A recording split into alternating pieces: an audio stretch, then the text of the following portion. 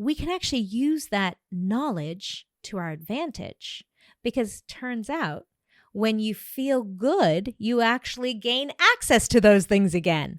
So when you're feeling overwhelmed, the best thing to do is stop doing everything.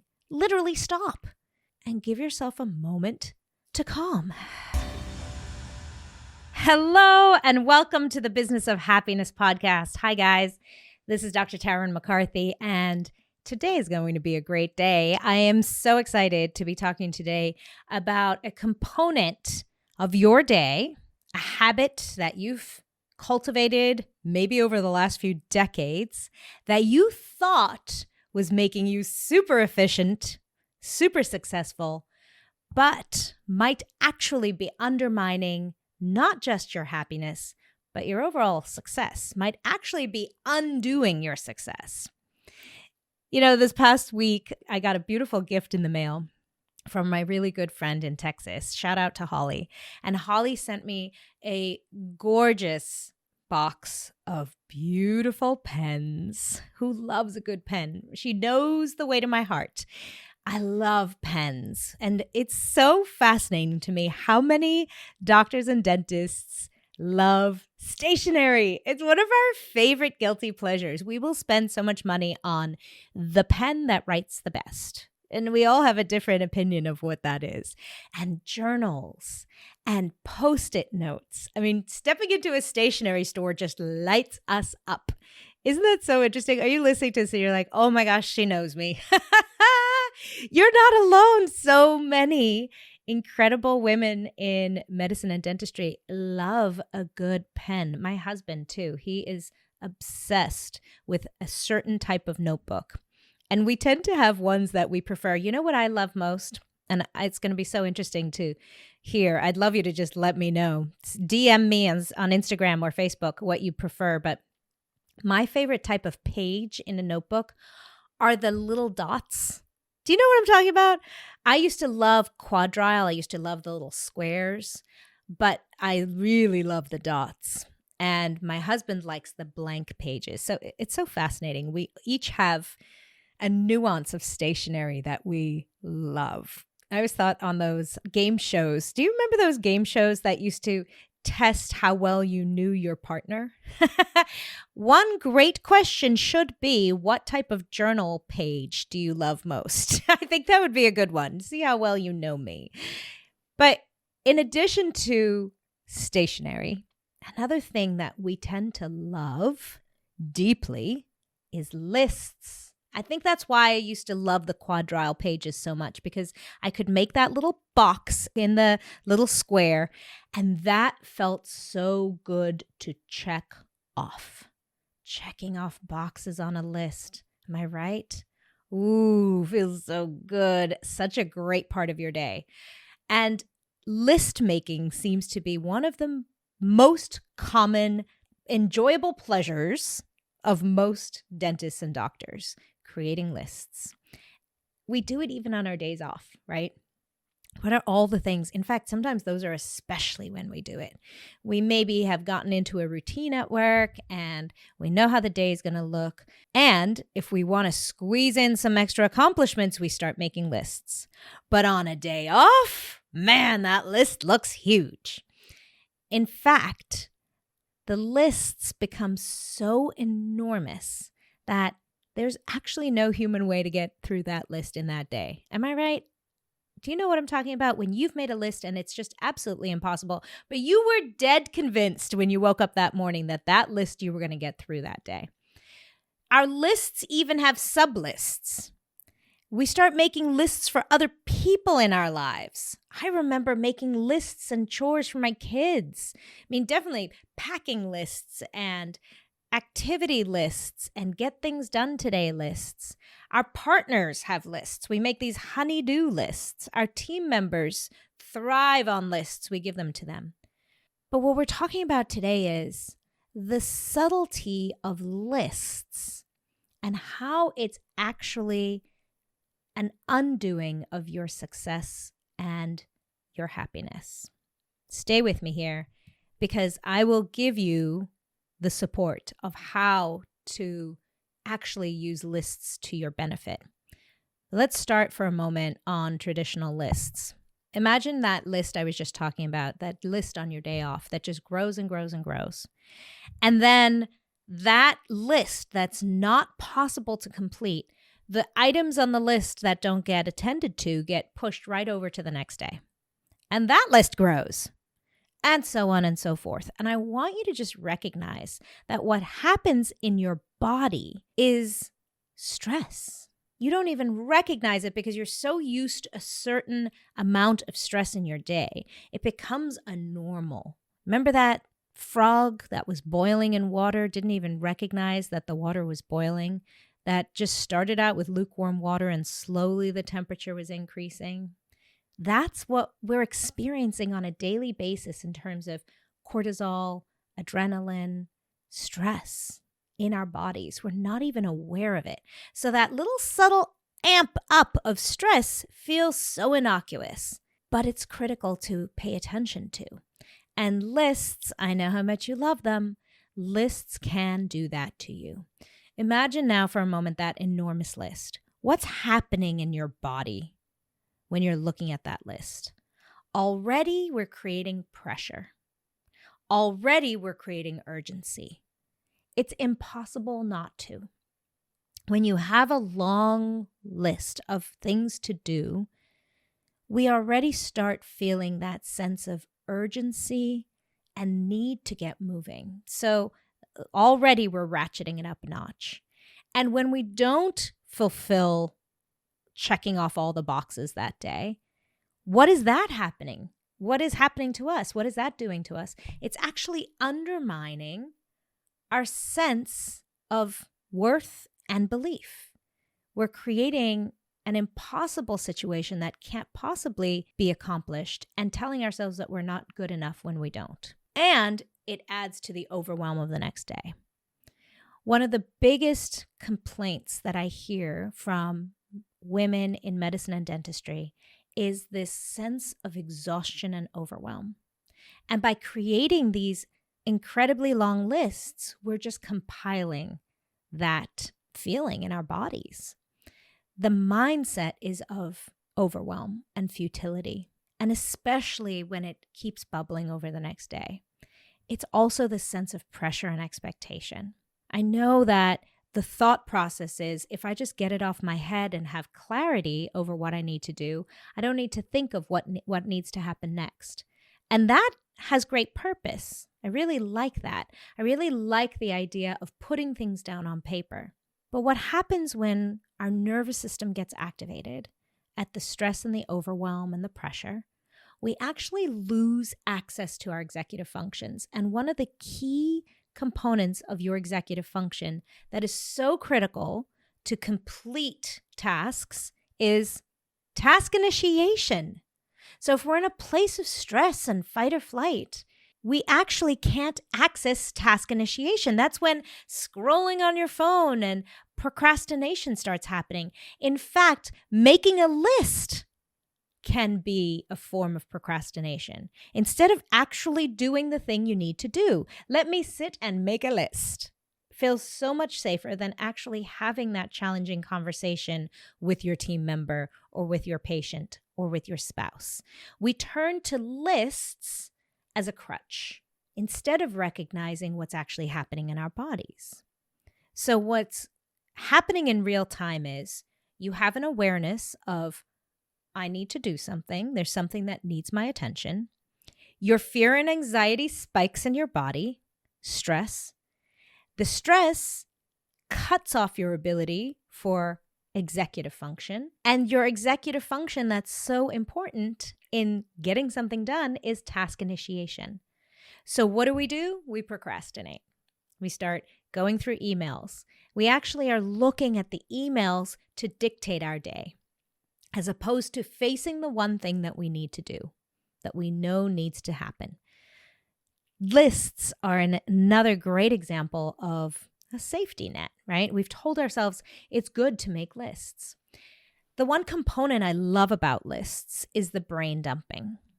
I love the idea of when you're feeling overwhelmed about something creative. So let's take writing a book, for example. If you have a dream to write a book and that feels so big and overwhelming, that's when it's really good to have a brain dump. Let me just take the pressure off myself and just start putting things on a piece of paper all over the place, ideas, things I would think about or dream about writing in my book. Maybe stories that I want to talk about in my book. Maybe points that I want to make in my book. Maybe the way my book is written, I'm going to write it in the form of a memoir, or I'm going to write it in the form of interviews, or in the form of do-it-yourself, help yourself book, self-help book. Putting those ideas on paper is a really good process for creativity and for taking action on something that feels overwhelming because there's no pressure for accomplishment. But when we start making lists of things we have to get done and complete, and we put an expectation on that list of a certain time for it to be done by, that's when the pressure starts setting in. So I talked about this one critical component to task completion, this task initiation executive function that gets actually blocked when we're in stress or fight or flight. Another component of executive function that gets blocked when we put pressure and stress on ourselves is time management. That's it. Isn't it so interesting that that explains why when we're making that enormous list in the morning, we're completely blind to the fact that we could never get it done. I've noticed this with my husband. He'll make this enormous list, and to me, I'm clear that it's impossible to actually achieve all those things. But he's in such a place of stress that his ability to even evaluate time doesn't exist. He can't access it. So time management becomes a critical component of executive function that can be impacted by creating lists because of that pressure and expectation and overwhelm. And let's talk for a moment about what it looks like when you create lists for someone else. Talk about our addiction to control. Every time we're creating a list for somebody else, it's setting our expectation of what we want them to accomplish. The sense of control sets back in, and what happens? Increased sympathetic nervous system storm. Control is one of those fascinating addictions that we have, that we tend to have in medicine and dentistry, of wanting to control the way things look. And it masks itself in words like perfection or excellence. I just want everything to be perfect. I just want everything to be excellent. I have very high values for my practice and my patient care. And what we're really doing is trying to control. But control is an emotional addiction that is directly related to fear and instability. And for me, I know the moment I start doing controlling behaviors, I need to pause and take a look at my body and listen to my body and understand where the fear or the anxiety is lying. What am I afraid of? Because right now I'm beginning to sense an intense need to control. That is often underlying when we're making lists for other people. This is what I'm trying to control for you. I want us to now just stop bad-mouthing lists because I know all of you are sitting there like, oh my God, don't take away the one thing that I love so much. I'm going to give you a practice for your list making that can actually use this understanding from psychology and support you in finding calm and happiness. So let's not completely demonize lists. Let's just use them in a new way. Let's actually use them for good instead of evil. What I'm going to suggest is 4 plus fun. That's the acronym that I'm going to use, or the easy to remember title of this practice, 4 plus fun. So 4 is the maximum number of items you can put on your to-do list in any one day. That's it. 4. What's so good about this is it does a couple of things. Number 1, it calms your nervous system because you realize, wait a minute, I only have 4 things to do today. I can do 4 things. And immediately it takes the pressure off. Just looking at it, the visual of a 4-component list feels so much better than 24. Am I right? 4 beautifully identified items on your to-do list. And what I love about keeping it simple and just making 4 is it directs our focus and attention. So we know where your focus and attention goes, that's where your energy flows. So this sets a prioritization for the day. 4 things. That's it. And when we do so, we acknowledge the importance of those 4 things. And how good does it feel when all 4 things are accomplished at the end of the day? Now, we have other practices in case something didn't get done, and we can talk about that at another time. But let's just for a moment imagine you had 4 things you needed to do that day. You got them done. How great do you feel that night? We don't go to bed with that same sense of anxiety and shame and self-judgment. Now we can set ourselves up for a better night's sleep. So keep your beautiful list, but keep it to 4. What are the 4 most important things that need to happen? The other thing I love about this is once you've accomplished those 4 or you've set a time in your day for them to happen, you get to be present the rest of the day. You get to actually show up for your patients in full presence, for your family in full presence. Your mind is not running in a million directions because you have just given yourself permission to do 4 things. In the moment, you'll be fully invested in that. And then the rest of the day, you get to just be present in what you're doing. When I started doing this in practice, in dental practice, it was so freeing because I wasn't continually adding things to my list all day long. I knew there were just 4 things. And the fascinating thing is, it really is that simple. We start fantasizing about additional things we need to accomplish when we're in stress. And really, turns out there's just a few things that actually need to take place every day. And if you do them well, you're going to accomplish more in your week than you ever did before when you had a list of 24. If you do 4 things every single day really well, by the end of the week, you've made enormous inroads into your desires, dreams, future ventures, growth of your practice, growth of your business. It's incredible. But keeping it just very clear in your mind, these 4 things. The other time I love to use lists, by the way, is when they're not identifying things you need to accomplish. So you can keep your huge list of items, right? Grocery lists are great. Other lists are wonderful. Packing lists are fabulous, but not expectations of what you need to accomplish in that day. Another business leader tip with lists is listing all the things you do in a day so that you can find items to delegate or delete, redundancies. So I like lists in that regard when you're just wanting to look visually to see, what do I do all day? Where do I spend my time? So time audits are fabulous when we feel like, oh my gosh, I'm so overwhelmed. I never have enough time in the day.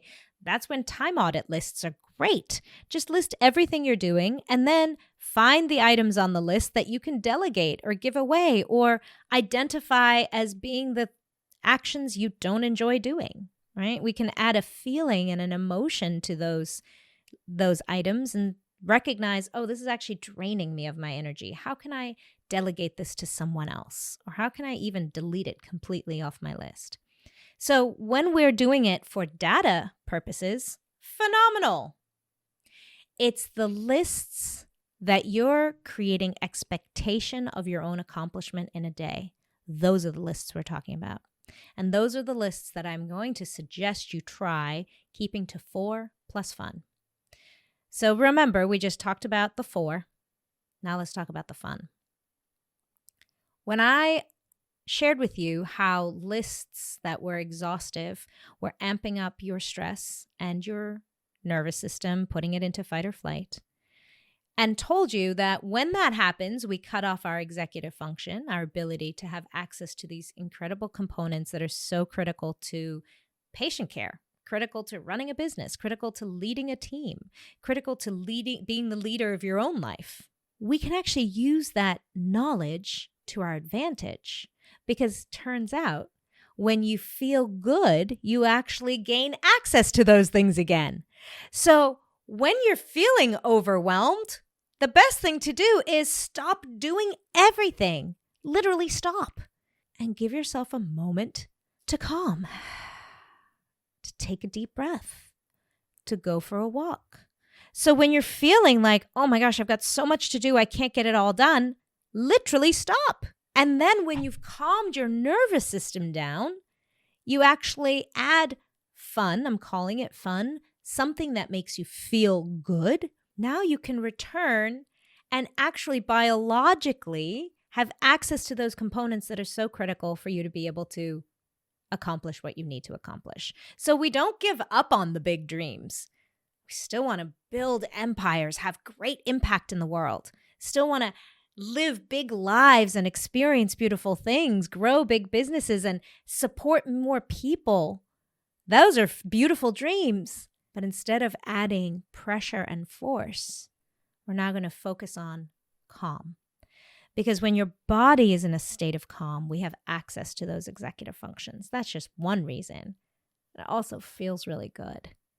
See, it turns out motivation isn't found by threat or long lists. Motivation is something you cultivate when you tap into the emotion of how good it would feel. Let's go back to that example of writing a book, if that's a dream of yours. Instead of putting pressure and force by creating all the lists of things that need to happen, you would do better sitting with your eyes closed, imagining how good it would feel to publish a book.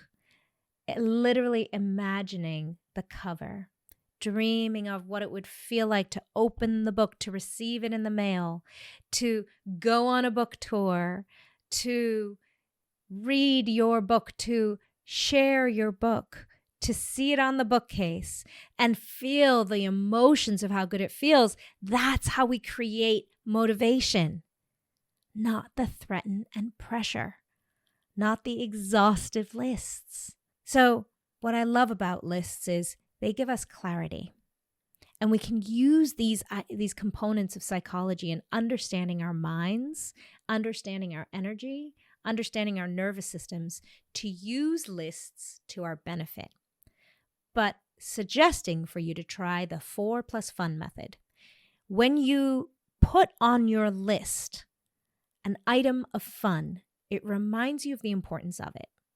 And if you only have 4 things, then you're going to get to the fun. And what a beautiful, successful life it would feel if every day you actually enjoyed yourself. We've been living so much in this paradigm of push through the week, just get to the weekend, push through to your vacation, just get to the vacation, that we're literally wishing our lives away. But what if every single day we incorporated an intentional act of enjoyment and pleasure and fun? I mean, how phenomenal would that be? Where if you looked back over the year and you said, you know what, every single day of this year, I had an intention on my to-do list of enjoying. And it doesn't have to be big. It doesn't have to be hours and hours long. Can be. But instead of waiting and putting off our happiness, actually intentionally incorporating into our day every single day. So we can actually use our love of stationery, our lists, to our advantage. We can use it as a way to guide our attention and our focus. We can use it as a way to calm our nervous system and hold us accountable for taking care of our own happiness instead of putting it on somebody else's shoulders, making it somebody else's responsibility. I'd love to know if you use this 4+ fun. I'd love to know how it goes. I'd love to see how that just changes. This one small action shifts everything for you. It might just be one of the biggest supports for you in your happiness in medicine and dentistry. I cannot wait. And the most exciting part about it for me is the presence that you're going to be able to experience with your patients and your team and your family and yourself, and the permission you're going to give yourself to just not overdo it. So I'm so excited. I'm really looking forward to hearing from each and every one of you. So please send me a message in my DMs on Facebook or Instagram or LinkedIn. I'd love to know if you're trying the 4+ Fun method. And I'm very excited because next week marks our 300th episode on the Business of Happiness podcast. Guys, this is big. 300. I'm so excited. I'm blown away. I can't believe that I've gotten to 300 episodes. It's been such a pleasure, such a phenomenal journey. And so I'm kicking off the 300s with a really cool 8-part series called I Am the Woman Who Make an Impact.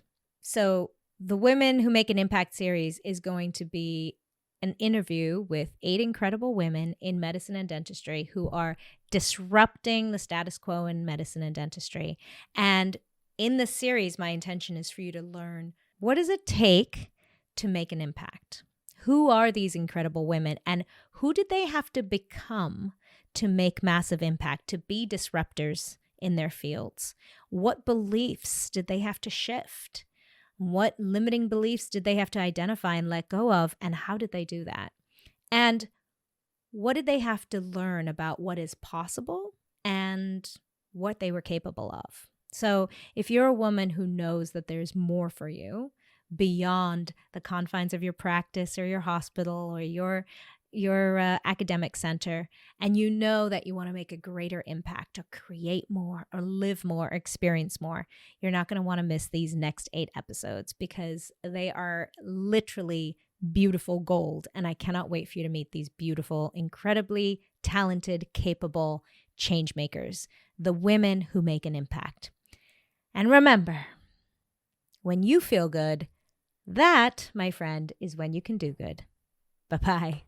Thank you for listening to the Business of Happiness podcast. If this episode brought you new perspective and value, I invite you to subscribe so that you catch all upcoming episodes and leave us a review.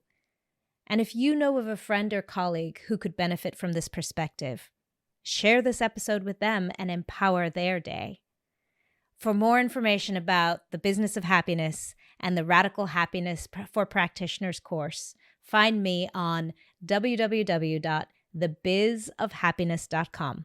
See you there.